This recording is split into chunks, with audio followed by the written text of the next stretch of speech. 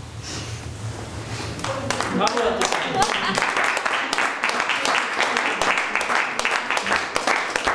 Voilà.